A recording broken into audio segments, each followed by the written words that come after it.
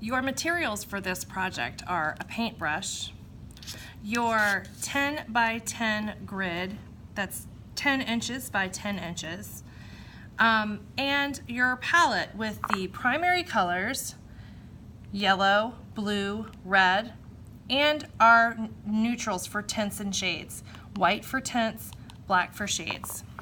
You're gonna take your paintbrush, and you don't wanna load your paintbrush up. You don't have water for this, so you don't wanna get too much paint on your brush. Pick one of your paints, go to one of your squares, and kind of paint a base. Now you don't wanna have just a yellow square. The idea is that we're mixing. We're trying to mix 100 colors. So get just a touch, see how small? Just a touch of paint, and mix directly on your square. Boom, I made green.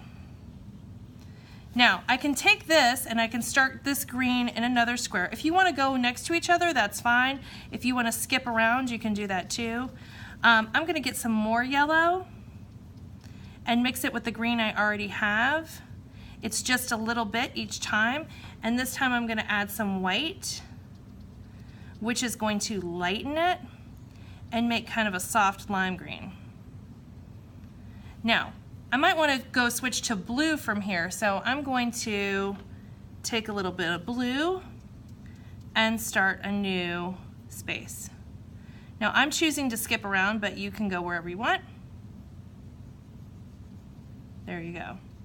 That to me doesn't look too much different than the turquoise. So I'm going to clean my brush off by wiping it on my desk. I'm just wiping it just right here. That's what this paper is for. You never want to get too much paint. That just means you're using too much paint on your brush.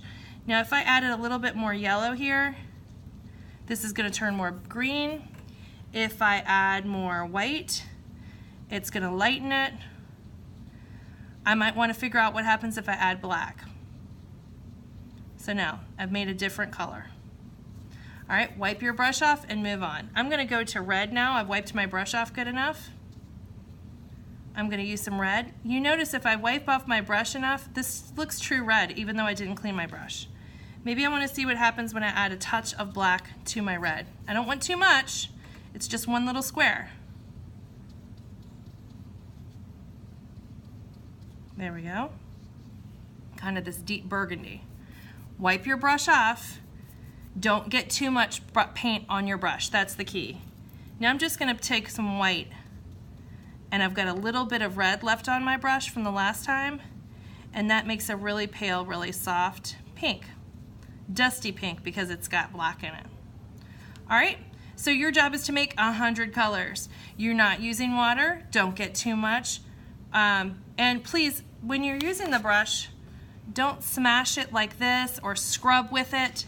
Just be gentle and wipe. And you should have some fun.